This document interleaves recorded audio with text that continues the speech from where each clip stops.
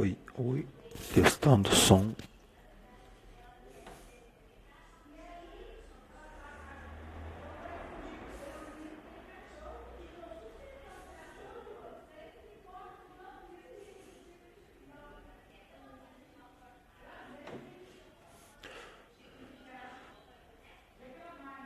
Boa tarde, pessoal. Daqui a pouquinho a gente vai estar iniciando nossa live especial aí do programa Bom de Bola. Eu sou Jorge Efraim, coordenador do programa Bom de Bola, e venho nessa programação de quarentena de coronavírus aí, onde as atividades estão paradas. A gente vem buscando aí algumas programações especiais e preparamos essa para vocês aí, com convidados muito especiais para trazer informações e diretamente ligadas à nossa realidade, aos nossos anseios aí como projeto. Então, a gente está aguardando aí o professor Elano entrar na live. Nós vamos organizar da seguinte forma: eu tenho uns temas aqui para tratar com ele, e mais para o final do programa eu vou estar aqui tentando anotar as perguntas, e a gente vai tentar atender a todos. Se forem muitas perguntas, a gente vai tentar responder o máximo possível, né, para aproveitar bem essa 1 hora aí com o professor Elano Berto aí, certo? E é isso aí, tomara que vocês gostem. Vamos ter lives aí até na próxima quarta-feira, já aproveitando e convidando a todos para a live de sábado com a doutora Flávia Magalhães, que vai, né, vamos abordar o tema de dores do crescimento, né, que é muito comum, principalmente nas categorias de iniciação. E na segunda-feira vamos estar trazendo o craque do Grêmio aí, campeão mundial sub-17, o Pedro Lucas, né, e também vamos estar trazendo aí na quarta-feira o Próspero Paoli, que é o coordenador metodológico da categoria de base do Vasco, para estar passando para a gente aí uma visão, um perfil de atletas que o mercado de alto rendimento dos grandes clubes está solicitando, né, de perfil de jogadores, para justamente a gente ter essas informações para também melhorar o nosso trabalho e poder preparar melhor os nossos atletas para uma possível carreira no futuro aí, no mercado do futebol, certo? Eu vou tentar aqui estar chamando o professor Elano, que ele já entrou. Aí eu vou pedir, professor, se eu está aí, só solicitar a sua entrada aqui na live e eu te coloco aqui.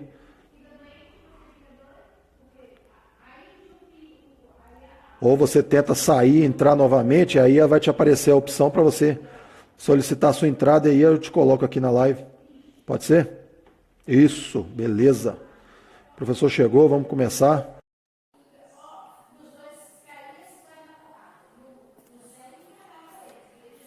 No mais, agradecer a todos aí pela presença, obrigado pela participação, né? E tomara que todos vocês gostem dessa programação que a gente está separando para vocês aí. Professor Elano Berto, boa tarde. Fala, meu amigo, meu irmão, Jorge Efraim, boa tarde. Dessa Tudo live. bem, meu irmão? Tudo ótimo. Antes de tudo, agradecer o carinho que você teve aí em estar nos atendendo, né? Já que essa é uma programação especial nossa aqui do programa Bom de Bola, e com o objetivo de tratar principalmente com os nossos goleiros, né? Uma vez que você é um especialista, né, nessa função, e um cara muito graduado, uma referência no meio acadêmico e no meio do futebol também.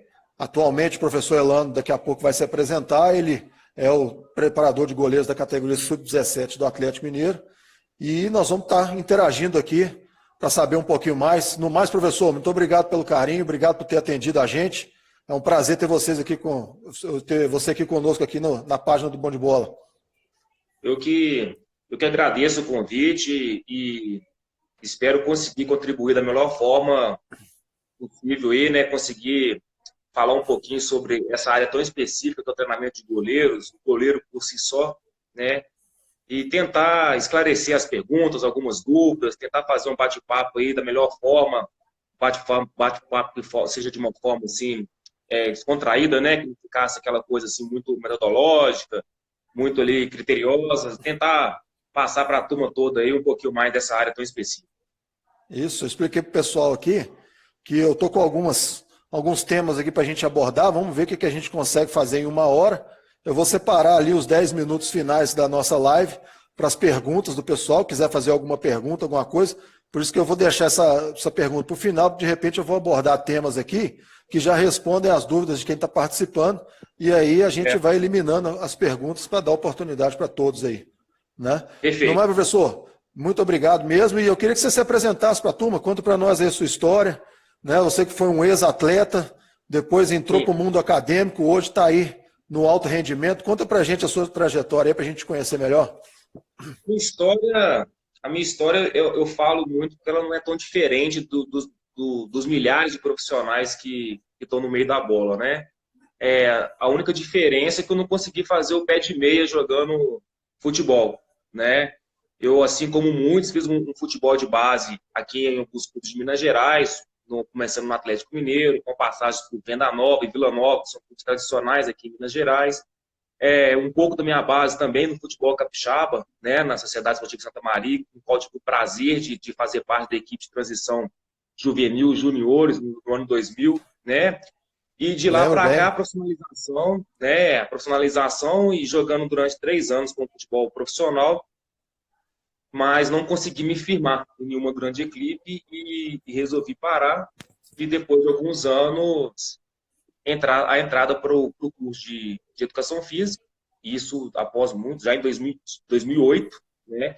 E de lá para cá, após a minha formação, eu continuo me especializando através dos cursos de especialização. Hoje eu tenho 2 pós-graduações, né, em treinamento esportivo, fisiologia do exercício, estou no programa de mestrado da UFMG, na linha de pesquisa na área de biomecânica, estudando goleiros, além dos cursos que a CBF hoje, a CBF Academy, vem nos proporcionando. Tenho treinamento de goleiros de futebol de base. Tive o prazer de fazer, inclusive, com você, né, na turma de 2018, a licença B da CBF, no qual eu me graduei como treinador de futebol certificado pela CBF, pela Conmebol.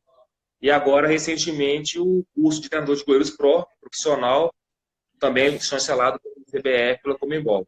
E é isso. Já há 10 anos no Atlético Mineiro, sempre como treinador de goleiros, com início no futebol feminino e a transferência para o futebol de base.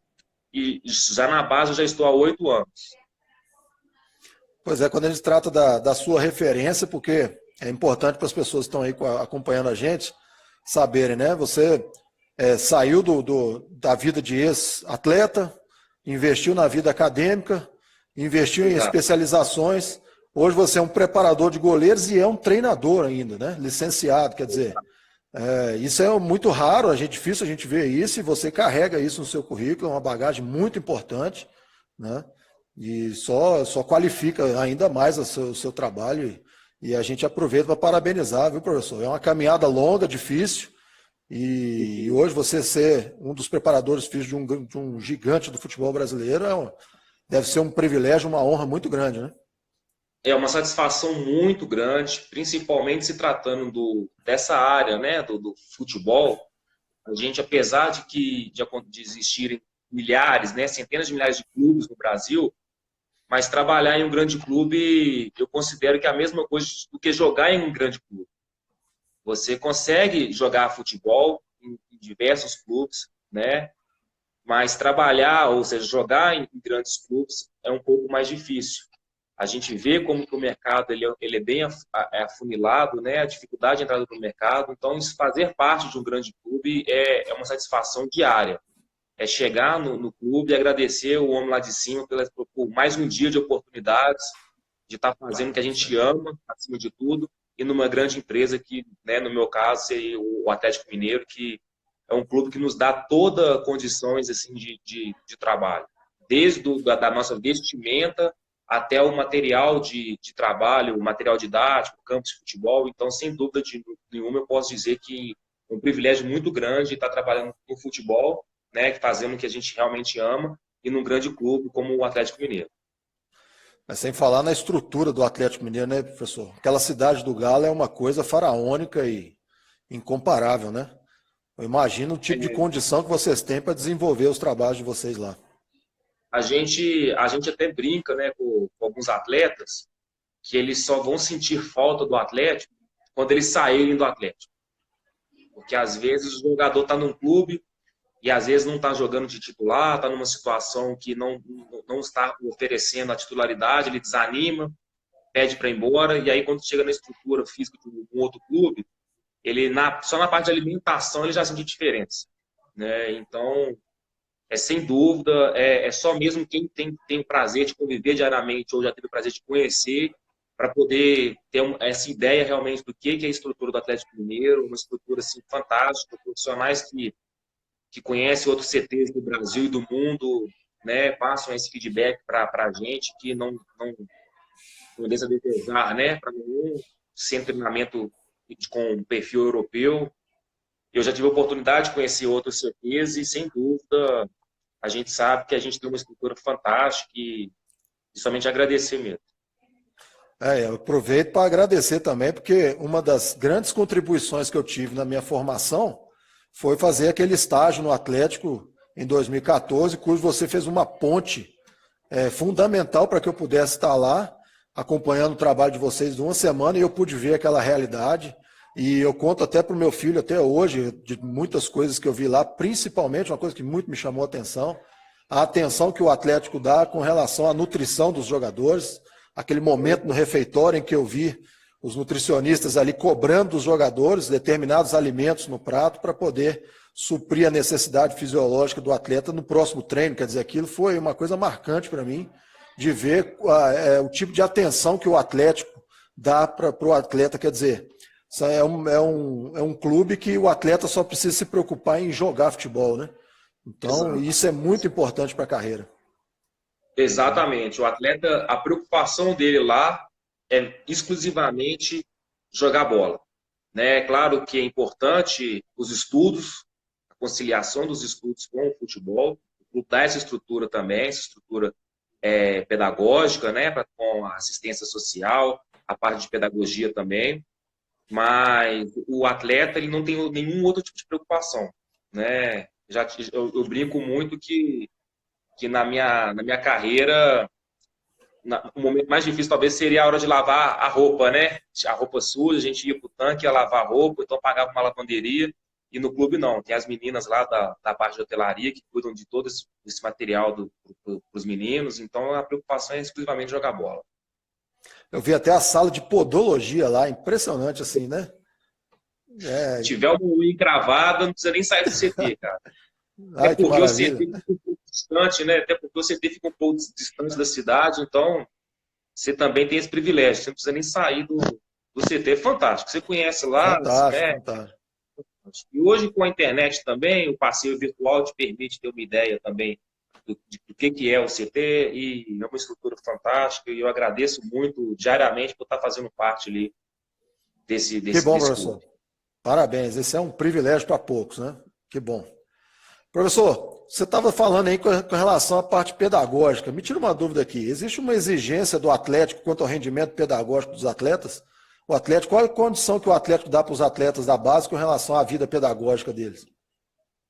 Sim, estou até vendo uma mensagem de um espectador aqui, que jogador que não estuda não é jogador. Eu concordo com ele.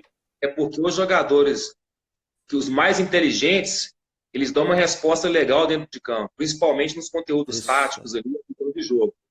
E o clube, ele dá essa estrutura para o atleta. O Atlético, ele faz como muitos dos outros clubes. Tem as escolas parceiras, no caso, os meninos, eles fazem parte da rede estadual e rede municipal, né? Rede municipal de Vespasiano, que o CT, ele faz parte do município de Vespasiano, que é uma cidade da Grande Belo Horizonte. E nós temos uma pedagoga e uma assistente social que trabalham diretamente com as escolas essa questão das matrículas, dos horários, dos agendamentos, da remarcação de aulas perdidas devido ao calendário de alguns atletas. E o clube tem uma cobrança muito grande com relação a isso. A prioridade, antes do atleta entrar no campo, ele tem que estar em dia com os estudos, e se tiver qualquer divergência na escola, ele não participa dos treinamentos e nem dos jogos. Então, acima de tudo, ele tem que estar ok lá com a escola, existe uma cobrança diária. Então, no caso dos meninos que eles estudam na parte da manhã e treinam à tarde. Então, eles estudam de manhã, o clube tem um ônibus exclusivo, o ônibus leva até a porta da escola, deixa os jogadores e aguarda o final para estar retornando com os atletas. Os atletas chegam na escola, fazem a sua refeição, já o almoço, né? Vão para as atividades, os exercícios que seriam em casa, né? Vão para a sala de estudos, o clube tem uma sala de estudos, não sei se você se recorda, uma sala de estudos, no qual eles têm um acompanhamento pedagógico, eles fazem as suas atividades e aí sim vão para o treinamento. Já os jogadores que estudam no período da noite, são jogadores já acima de 17 anos, eles têm esse horário de estudos na parte da tarde. Então, eles têm o horário de estudo na parte da tarde e vão para a escola à noite. Então, e todos eles com transporte, material didático, tudo fornecido pelo clube em escolas parceiras. E os jogadores de Belo Horizonte, obviamente, eles estudam nas suas respectivas escolas, que seus pais que os matriculam, mas também eles precisam prestar contas também para a parte de assistência social e pedagogia do clube. Tá vendo? Eu vou falar agora com os nossos atletas que estão aí. Quando a gente fala com vocês, clube grande exige rendimento escolar. Não fica achando que você vai chegar lá, vai para a escola para boleirar e depois não precisa preocupar com nota, se vai passar adiante, se não vai, porque é a própria exigência do clube. Então fica o alerta para quem não gosta de estudar aí, né? Um monte de jogador aí que acha que não precisa ter nota na escola, começa a construir o futuro. Obrigado pela dica, professor. É uma coisa que a gente fala muito aqui com os meninos, poucos ouvem, acham que é conversa, que é resenha, né? E tá aí uma ótima explanação a respeito de um grande clube e a exigência pedagógica na vida do atleta, né? Então, professor, pode falar. Não, eu só estou concordando, sem dúvida, é a questão dos estudos. A gente sabe que a realidade do futebol é essa. A maioria desses atletas, eles estão sendo formados não somente jogadores, mas cidadãos, né? E esses cidadãos, eles precisam da escolaridade, porque se não der no futebol, eles, né, terão que trilhar outras carreiras e essa base, essa licença, já começa desde cedo, né? Certo, é isso aí. Professor, vamos para a área dos goleiros. Certo, vamos lá. Existe hoje uma metodologia definida para a preparação dos goleiros? Mais de uma metodologia? Qual que é a metodologia que você usa? Suas referências? Conta para nós aí qual que é a base do seu trabalho. Certo. A gente tem que pensar o seguinte, assim como o futebol, né, a gente que está acompanhando aí o futebol durante muitos anos, a gente verifica que ele vem mudando. A forma de jogar, ela vem mudando. A forma de treinar os jogadores também vem mudando. Hoje, recentemente, até numa live do professor Próspero, né, ele frisou muito bem o fato de que hoje nós estamos vivendo o momento dos treinamentos situacionais, né? A gente vinha de uma linha muito analítica, aquele treinamento repetitivo. Então, o treinamento de goleiros, ele segue até hoje essa linha analítica, do treinamento método repetitivo, dos gestos técnicos, que, de certa forma, são essenciais para o goleiro estar adquirindo a evolução da técnica dele, né? Mas, porém, a gente também precisa entender que hoje a exigência do jogo, principalmente a participação do goleiro ali no modelo de jogo das equipes, ele precisa também entender a jogar. Então, somente se pensar num treinamento analítico, a gente não vai conseguir fazer uma transferência para o treinamento global, que é o sistema, a forma de jogo por si só. Então, quando a gente fala de metodologia de trabalho, a gente tem que pensar da seguinte forma. Aí eu não vou falar o método Elano ou o método, né, que hoje os clubes eles têm desenvolvido programas metodológicos de treinamento, mas eu vou estar passando um pouco que é chancelado principalmente pela CBF, né, no que é passado para nós durante os cursos da CBF, que é tentar integrar o máximo possível o treinamento de goleiros com o treinamento da equipe. Então, quando você vai pensar no goleiro, a gente pensa naquela máxima dele de saber defender. E a gente fica voltado para o método repetitivo. E aí a gente precisa integrar esse trabalho. E aí hoje eu vejo que os treinamentos, eles precisam também exigir com que os goleiros tomem decisões. Então a gente precisa integrar esse treinamento analítico ali com o global, né, o treinamento sistematizado, situacional ali. Então eu penso que o treinamento hoje, ele precisa ser dessa forma. Ele é essencial que tenha os momentos analíticos, mas um analítico que seja contextualizado com o jogo. Não sei se eu estou sendo claro na minha explanação. Sim. Então, e também a gente pensar nas faixas etárias. Quando eu estou trabalhando com um jovem de 12, 13 anos, que está aprendendo os fundamentos, é claro que eu preciso muito do trabalho analítico, muito do método repetitivo, para ele repetir muito o movimento. Você foi um centroavante, sabe muito bem disso, a importância do cabeceio de uma forma repetitiva, das finalizações de uma forma repetitiva. E se não repetir, você não chega no nível. Não Exatamente. Adianta. Então, com o goleiro de iniciação, o método repetitivo, de uma forma analítica, eu vejo como talvez um percentual mais aplicado, sem preocupar tanto com essa transferência do analítico para o global. Mas à medida que a idade vai avançando, ele vai entendendo os conceitos do jogo, a participação dele passa a ser maior também durante as fases do jogo, então ele precisa também de um percentual de treinamentos situacionais. Então as movimentações na pequena área, na grande área, já tem que ser mais próximo de uma realidade de um jogo e essa transferência para o trabalho situacional. Então o que acontece? Quando eu falo assim, ele vai aprender, é como se ele fosse aprender jogando. Então, o trabalho de forma de jogos, hoje muito, muito fomentados, né, no futebol, o goleiro inserido ali naquele trabalho, ele, de certa forma, também está aprendendo o gesto técnico. E ele também está trabalhando tecnicamente no estresse físico, mental e cognitivo. Então, vai estar o quê? Entrando nas tomadas de decisão. Então, no momento que o goleiro ele sabe uma técnica de pegada, uma técnica de encaixe, uma técnica de quedas, ele vai ter que tomar as decisões adequadas para poder estar fazendo essas movimentações. Então, a gente precisa pensar nisso. Sim. Aqui no Bom de Bola, a gente trabalha até a categoria sub-15. E o que você me aconselharia para o meu preparador de goleiros aqui? A partir dos 15 anos, ele já entrar nessa dinâmica de mais realidade de jogo, ou espera passar para o sub-17? Até dúvida, 13 anos ali, manter o repetição, analítico? Não, sem dúvida. Um grande exemplo que eu dou para os colegas é, independente da faixa etária, você dividiu a sua sessão de treinamento em 3 momentos.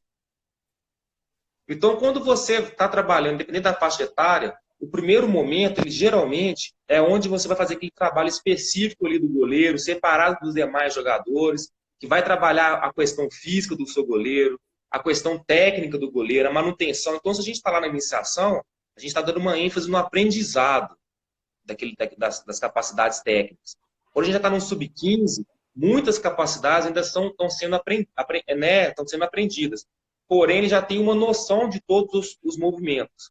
E já do sub-17 e sub-20 é a manutenção dos fundamentos. Então, a minutagem desse trabalho, ou a cobrança desse trabalho, vai variar de acordo com a faixa etária. No segundo momento, já começa uma transferência do analítico para o situacional, que é a hora que você começa a inserir as movimentações do goleiro próximo da realidade do jogo. Principalmente quando você está treinando, por exemplo, o jogo com os pés, você começa a fazer as movimentações dentro da grande área, simulando situações reais de jogo. E o terceiro momento, ele já está inserido no trabalho junto com a equipe. No trabalho que o treinador está estruturando junto com a comissão técnica, e esse goleiro vai passar a executar os fundamentos técnicos, de acordo com a demanda dele, e também a cobrança e as exigências táticas do jogo. Então, com 15 anos, é essencial que um goleiro, seja ele de um clube de alto rendimento ou de uma escola de futebol, que ele esteja integrado diretamente com os treinamentos da equipe. Aquele conceito de antigamente, que o treinador de goleiros pegava o goleiro e treinava lá no cantinho dele, separado, independente do contexto do treinamento da equipe principal, ele já não tem tanto espaço para isso mais. Então, quando você estrutura o seu treinamento de goleiros, ele tem que ter uma sequência didática ali da sessão de treino. Então, por exemplo, geralmente os treinadores, às quintas ou às sextas-feiras, já pensando num jogo no sábado, eles fazem os treinamentos de bolas paradas, que são as saídas de, né, os cruzamentos na área, as transições ofensivas. Então, nesse dia, é o dia que você pode inserir no seu calendário o trabalho analítico de saída de gol, que é o fato do treinador fazer o cruzamento, ou auxiliar, o próprio goleiro fazer esse cruzamento de bola, né, de uma forma analítica. Depois você transfere, faz um segundo momento, colocando situações ali na grande área, de bonecos infláveis, ou os próprios goleiros auxiliares sendo auxiliares, para depois o treinamento situacional junto com a equipe. Por quê? Porque não adianta o meu goleiro ele saber a técnica do movimento, mas ele não treinar a tomada de decisão.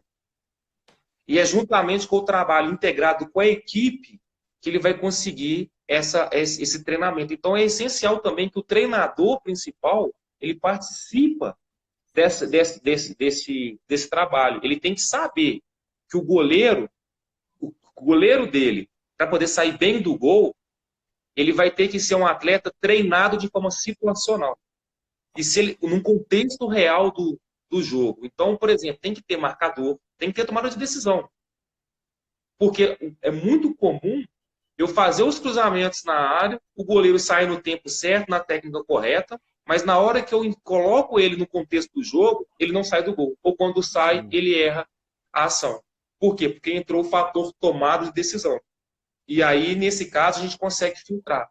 Da mesma forma, goleiros que não têm uma técnica muito apurada, mas tomam a decisão sempre no momento certo e chegam sempre na bola, não executando uma boa performance, mas conseguem fazer a defesa. Então é importante que o treinador de goleiros ele ele tenha essa convicção dessa divisão dos métodos. Sem falar na questão espacial também, né, professor? Que quando você tem obstáculos, né? Geralmente o escanteio, você tem os jogadores ali que vai tirar você do tempo da bola. Exatamente. Você não vai ter um caminho livre, né? Então... Exato. Porque a gente precisa ter uma questão cultural do seguinte: o treinamento de goleiros, a origem dele, por que o goleiro ele tem um treinador exclusivo para ele? Não, é porque o goleiro não é somente porque é uma posição específica, diferente das demais posições, mas pela questão cultural do goleiro ser ali aquele último homem que não pode falhar. Então, o treinamento de goleiros, aquele treinamento o clássico, repetitivo, é por isso, porque ele tem que treinar o gesto técnico de uma forma extenuante para ele não errar na hora do jogo. Então, a origem do treinamento de goleiros é essa. No segundo momento, pelo fato de ser um atleta específico dos demais. Porém, nos tempos atuais, o treinamento hoje, igual eu citei anteriormente, ele passou a ser o tempo todo situacional. Na nossa época como atleta, era muito comum as segundas, as terças-feiras, o trabalho físico analítico. Então, eram as estacas, os cones, os saltos, as corridas, as acelerações, as frenagens, sem bola. Aí, inseriram a bola no trabalho. Já foi uma novidade. Hoje, a bola começa no primeiro dia. E esse trabalho ele já é em um sistema de jogo. Então, se a gente pega essa transferência e leva para o treinamento de goleiros, é a mesma coisa. Ele treinava fisicamente essa capacidade física sem bola, depois passou já muitos anos de treinamento, até hoje é assim, o trabalho técnico junto com a capacidade física. Todo trabalho do goleiro tem uma capacidade física inserida ali. Principalmente a força, que está a todo momento, mas com impulsão, com agilidade, nos trabalhos de saltos. Né? E aí, a integração com o treinamento junto com a equipe, fazendo com que ele tenha o contato com a bola o tempo todo. E dessa forma é possível também, principalmente nas categorias mais velhas, você já iniciar um trabalho dentro de um contexto real do jogo. Porque esse atleta já vai ter uma técnica bem apurada, ele vai estar fazendo a manutenção dessa técnica, mas também tomando as decisões técnicas e táticas durante o jogo. Do jogo com os pés.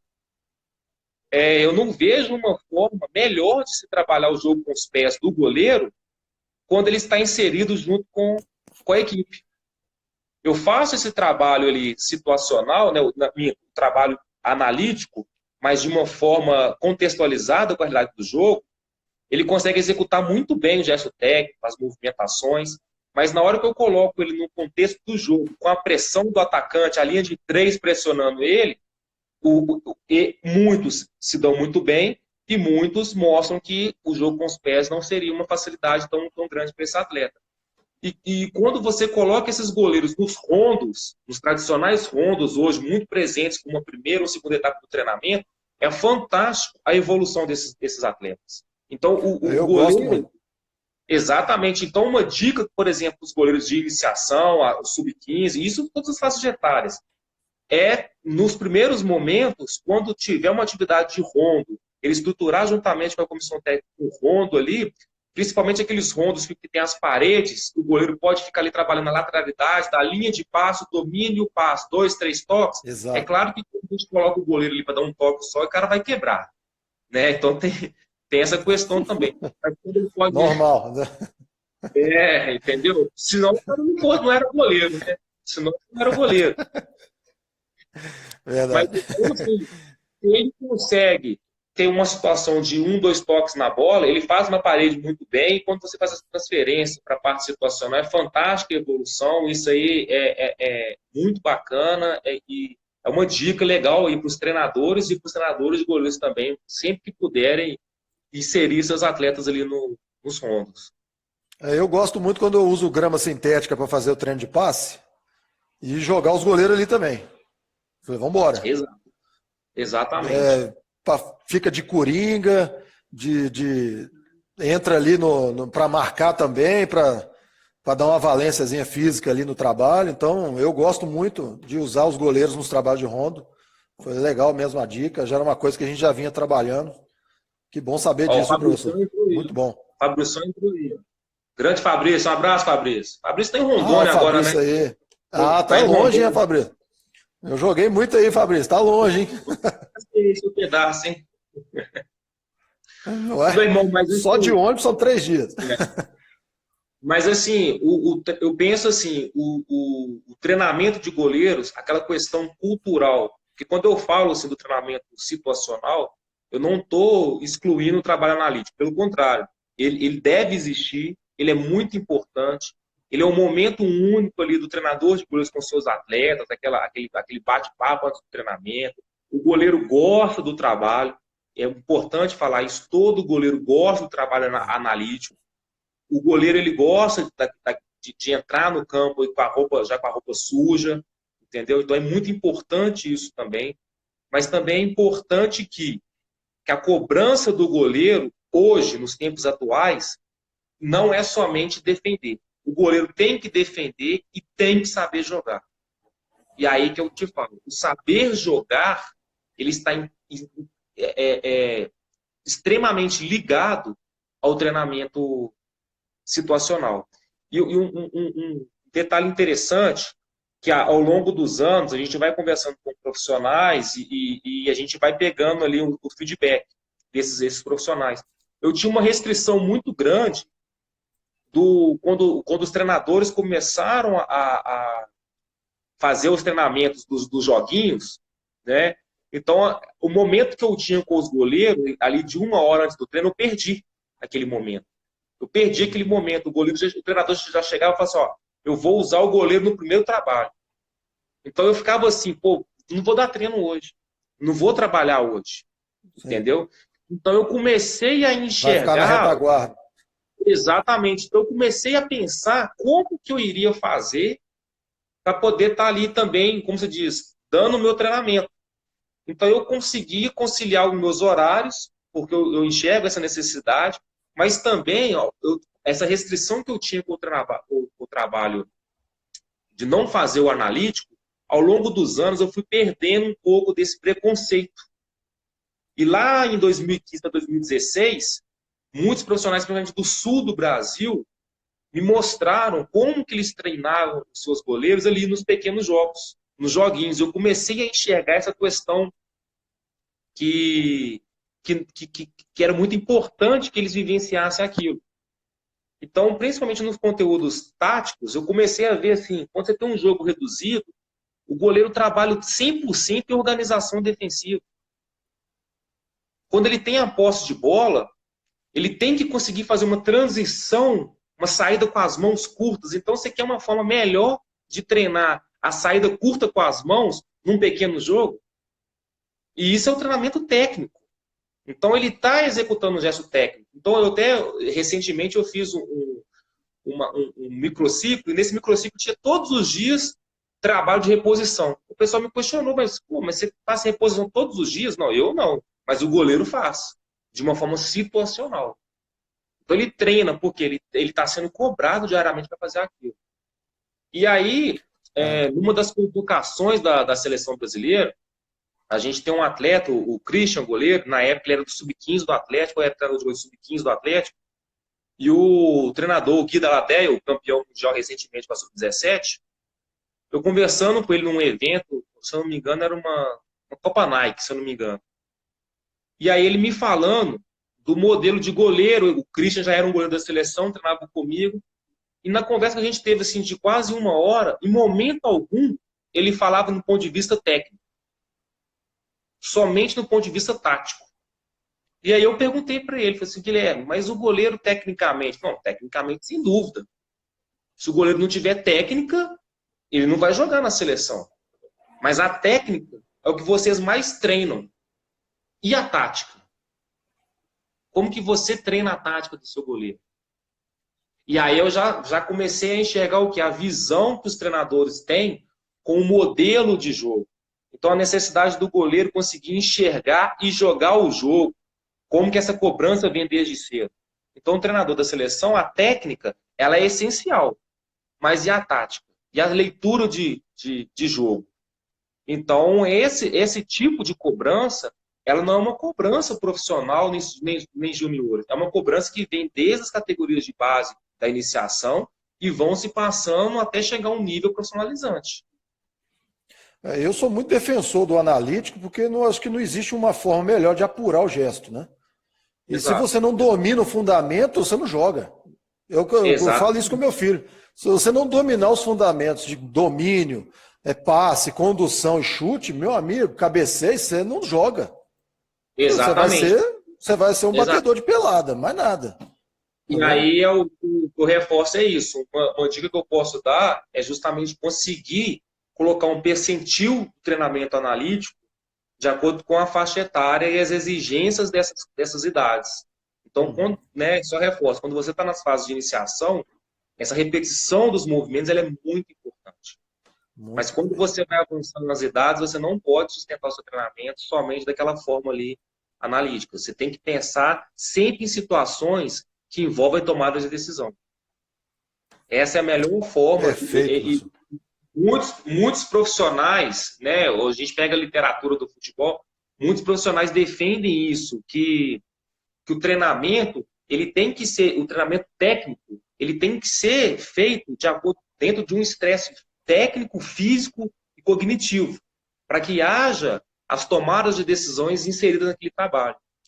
E aí é uma outra situação que é interessante, que quando a gente fala de treinamento de goleiros, a gente verifica muitos trabalhos, e aí não é uma crítica, é somente uma dica que eu vou dar, existe uma confusão de reação de trabalhos para tempo de reação, muitos, né, ainda conhecem como reflexo, né?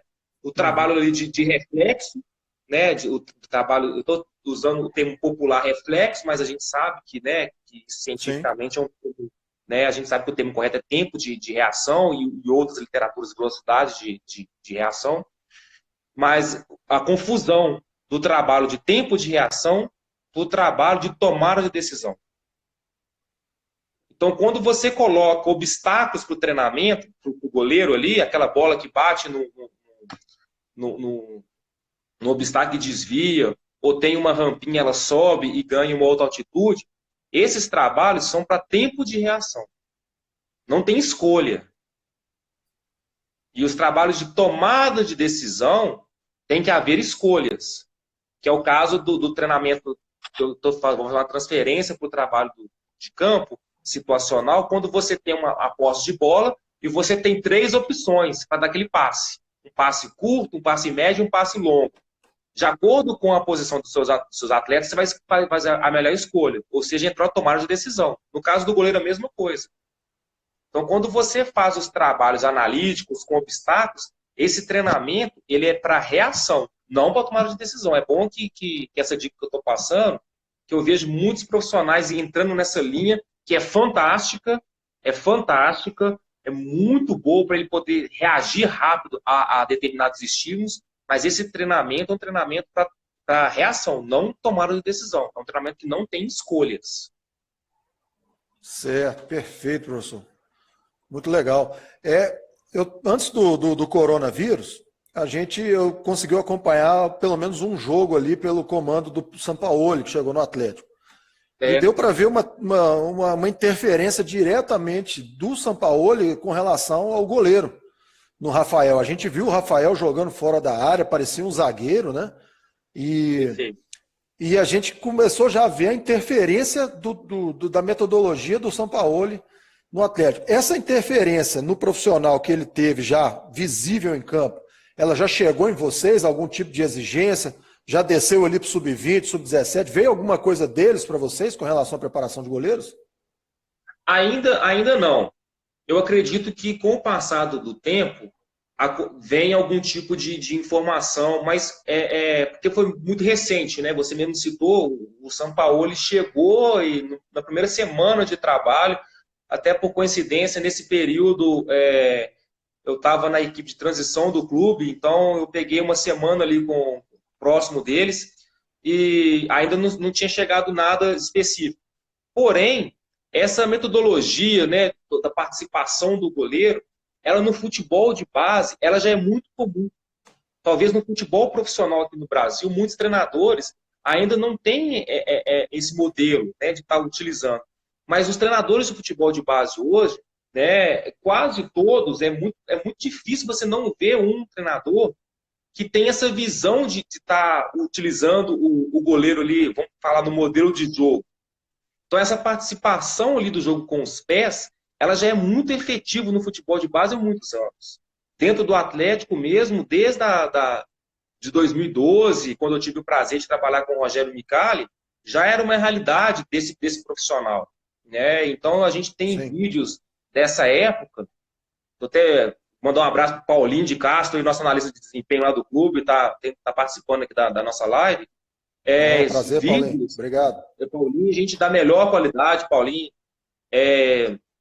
O jornalista de desempenho do Sub-20 do Atlético, um profissional muito competente, sempre faz essa integração aí dessas análises.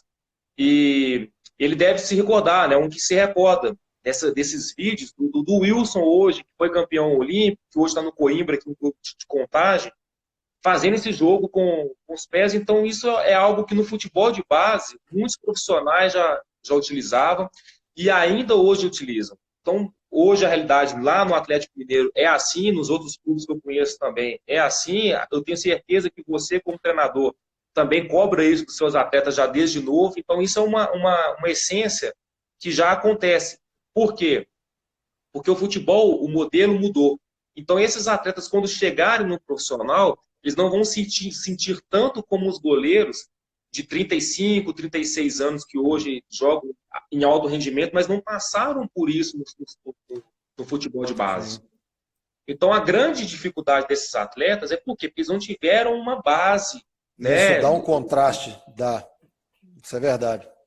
Mas um detalhe importante que eu gosto de falar é o seguinte: quando a gente fala modelo de jogo, goleiro inserido no modelo de jogo, isso é um tema que eu sempre gosto de estar discutindo, debatendo. O goleiro, ele sempre esteve no modelo de jogo. Ele sempre fez parte do modelo de jogo. Seja nas saídas curtas, nas saídas longas, a história do futebol, o goleiro sempre teve um papel muito importante no modelo de jogo. Principalmente ele com a posse de bola, o modelo de jogo de saídas curtas começava com o goleiro. De saídas longas, é essencial o goleiro ter uma transição de acordo com o modelo do treinador. Porém, como o futebol ele vem sofrendo essas adaptações e o jogo passou a ficar mais rápido, a dimensão do campo diminuiu, então o que acontece? Principalmente nos momentos de construção, e aí a gente já está falando do jogo de posição, a necessidade da superioridade numérica fez com que o goleiro participasse principalmente dessas saídas de circulação de bola. E aí entrou o jogo com os pés. Então, o modelo de jogo ele não está resumido somente no jogo com os pés. Mas a participação do jogo com os pés tornou-se uma exigência devido à diminuição dos espaços do campo e à necessidade de ter mais um elemento, principalmente lá atrás, no momento de construção, para gerar essa superioridade numérica. Então, essa visão hoje, a gente dando o exemplo do São Paulo, é essa, um modelo de jogo que faz com que o clube inicie com a posse de bola, é essencial a participação do goleiro, e quando esses canais de comunicação, né, eles estão fechados, aquele recuo de bola e o goleiro fazer aquele papel de circulação. Então, a participação hoje, quando a gente faz um scout de jogo, isso, né, fica claro, o número de participações com os pés é talvez o dobro do que é participações com as mãos. Por isso antigamente se falava em vantagem numérica somente no meio-campo, né? E no ataque na transição ofensiva, mas hoje você tem a vantagem numérica na saída de bola, você podendo usar o goleiro como um zagueiro. Exatamente. Né? Então, principalmente nesse conceito de linha alta, de pressão lá em cima, quer dizer, se você tem uma vantagem numérica, você tem saída. Então Exemplo, mandar um abraço para o Richard Christopher aqui. Esse aqui é um árbitro auxiliar da Federação Mineira. Em breve a gente vai estar vendo aí na Série A, jogos da Conmebol. Um abração para você. Quero é você, cara. Eu sou aprendiz. Prazer, Richard. Obrigado pela presença. Profissional da melhor qualidade, viu? Esse é bom. Mas o que Se a gente pegar pode ver. Essa questão do modelo de jogo é algo assim que hoje está ficando mais fácil até trabalhar.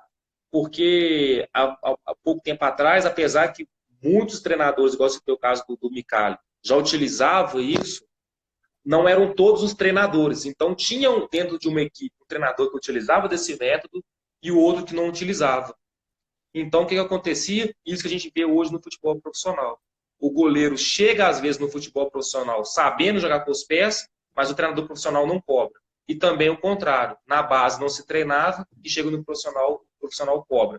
Hoje, eu até brinco, todo treinador quer ser Guardiola. Todo treinador hoje é Guardiola, é modelo do Barcelona, e, de certa forma, a gente o time que ganha, a gente quer copiar. Né? Então. Sempre tem alguma coisinha ali, né? E aí, essa forma também, talvez eu falo que ela é fácil de trabalhar, porque ela integra o goleiro com o treinamento da equipe. Ela integra o goleiro. Então, eu vejo muita evolução desses atletas devido a isso, do treinamento integrado. Pra você ver, se a gente olhar o contexto histórico, né?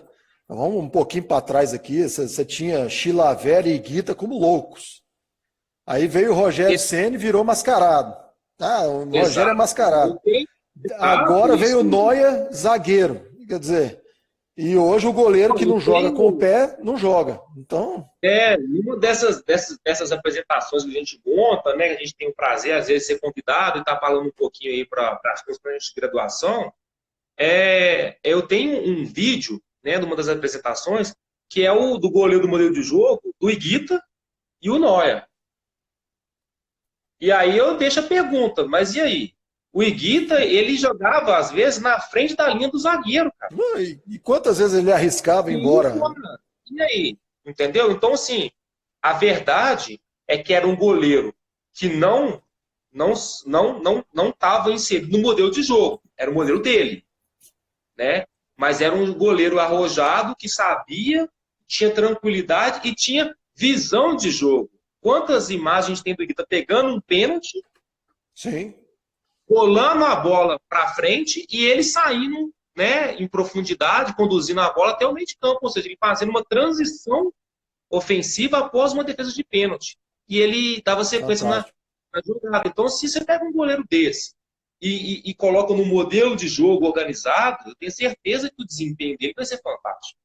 O treinador vai querer aquele goleiro ali jogando. Perfeito. Então, esses goleiros que antigamente eram taxados como loucos e que realmente eram, né? A gente, no caso do Iguita, não pode deixar, né?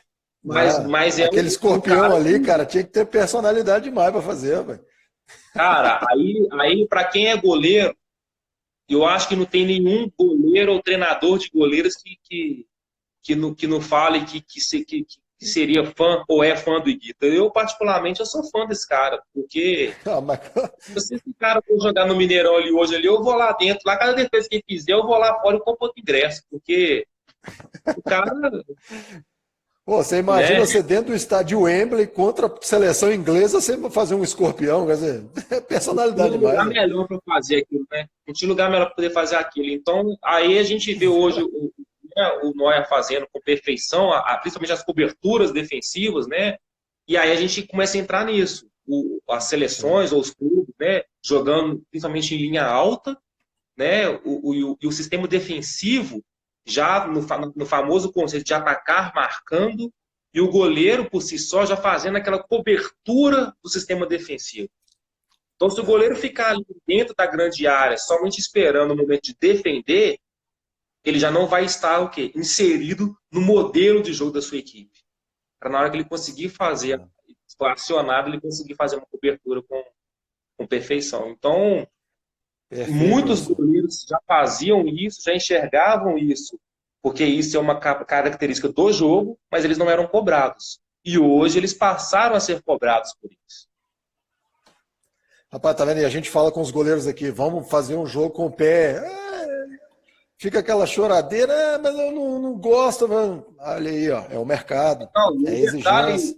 Um detalhe, né, a gente falando do futebol de alto rendimento, né, é interessante assim, em clubes como o Atlético, né, chegam muitos goleiros de qualidade para fazer avaliação. Muitos. E às vezes gera muita dúvida. E um critério que passou a ser assim, de exclusão mesmo, vamos pensar assim, no critério de exclusão ou pensar de seleção, é o jogo com os pés. O treinador... É isso que eu ia te perguntar agora, Elano. Vamos aproveitar o gancho aqui. Eu ia te perguntar isso. Qual é a exigência que os clubes grandes hoje, no caso o Atlético, estão tendo com os goleiros? Que tipo de perfil o Atlético está procurando dos goleiros que chegam lá? Aquele jogador, aquele goleiro que chama a atenção de vocês, qual o perfil que ele tem que apresentar? Então, na verdade é o seguinte, é difícil a gente falar quando a gente fala de perfil de goleiro, você citou o caso do Atlético. A gente tem que ter um pouco de calma quando a gente vai falar. Por quê? Porque cada clube ele tem uma questão cultural. Cada clube ele tem um perfil de atleta que ele quer trabalhar. Então, às vezes, o perfil de goleiro que o Elano gosta não é o perfil de goleiro que o Atlético Mineiro gosta. Não é o perfil de goleiros que o Flamengo gosta. Então, muitas vezes, aquele goleiro que a gente tem como um perfil para a gente, não é o perfil de uma outra equipe. Então, aí vai uma dica. Você tem esse conflito com o seu treinador na categoria? Não. Tipo assim, hoje... goleiro que você gosta ou vocês são bem integrados ali nas análises? Muito bem integrado. Hoje eu trabalho diretamente com o Lucas Batista, né, o treinador muito competente, profissional assim, de extrema qualidade e ele... Graças a Deus, a gente tem batido assim na mesma tecla. Né? Ele tem dado liberdade para poder escolher os goleiros, opina bastante, me dá uma autonomia muito grande. eu até não gosto de tanta autonomia assim na hora de escalar. Eu gosto de dar, eu trabalho muito com a realidade do futebol profissional. No futebol profissional, o treinador, geralmente, ele é quem toma as decisões. Já no futebol de base, é muito comum o treinador dar essa liberdade para o treinador de goleiros tomar a decisão referente aos goleiros. E ali, no meu caso, eu sempre dou uma opinião, mas eu deixo para ele estar escolhendo. E no caso do Sub-17 do Atlético, a gente tem batido assim nos mesmos jogadores, a gente tem goleiros de qualidade, estamos com um elenco muito bom de atleta, então fica fácil até mesmo fazer o rodízio de goleiros. Ele me dá essa liberdade e tem funcionado legal. Mas falando do perfil, o Atlético ele prioriza muito assim, os goleiros altos e longilíneos. Perfil físico ali, goleiros, a gente vê os que chegam no futebol profissional do clube. E aí eu não estou falando que esse atleta é o que vai jogar o alto ou mais baixo. Não estou entrando nesse mérito. Estou entrando no mérito do clube. A gente tem algumas cartilhas de treinamento, o clube prioriza atletas para chegar no futebol profissional com a estatura próxima ou acima de 1,88 m.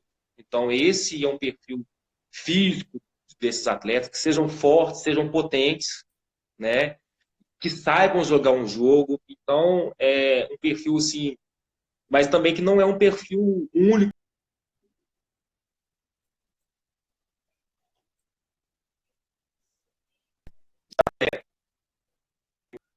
Perfil físico, né? Principalmente na estatura.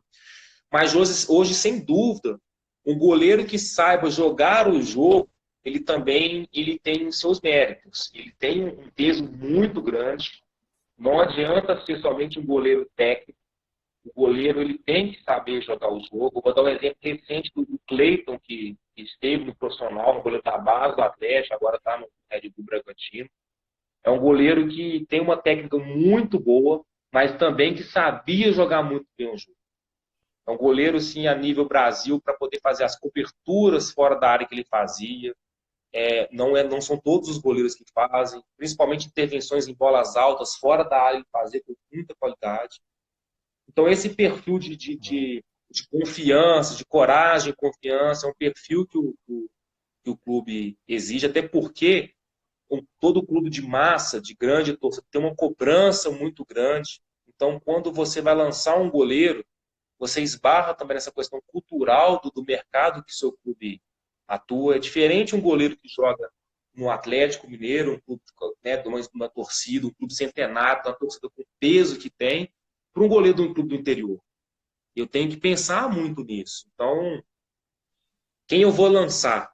Né? Às vezes o goleiro de um clube de menor expressão tem suas qualidades, tem um potencial muito grande. Ele talvez até jogaria num grande clube, mas a torcida do clube não teria tanta paciência em esperar aquele goleiro dar um resultado. E um clube, uma potência, ela tem condições de ter sempre um goleiro. Hoje, o goleiro de um grande clube, ele tiver uma sequência de erros e não tiver um goleiro à altura para substituir, quando eu falo não tiver, sempre tem, mas às vezes não é o momento para substituindo, o clube contrata. Né? Então, Sim. a realidade de um grande clube é essa. Eu não sei se você vai entrar na questão da captação, né? Você vai tocar nesse assunto ainda? Sim, eu já estava no caminho. Peraí, Lano, nós estamos chegando aqui a 58 minutos de live e certo. eu queria ainda dar uma abordagem com você aqui. Eu não sei nem se o aplicativo vai permitir, caso ele chegue para encerrar, a gente... Como é que está o seu tempo aí? Ela está me dando aqui 28 segundos de restante. Como é que está seu tempo aí? Dá para a gente gastar mais um tempinho aí? Não, eu estou tranquilo. Estou tranquilo. Então vou fazer o seguinte, eu vou encerrar essa aqui e vou entrar novamente, aí a gente convida todos que estão aí participando para entrar novamente, porque eu tenho aqui umas considerações para estar fazendo aqui também e queria contar com a sua opinião também sobre elas. E aí a gente finaliza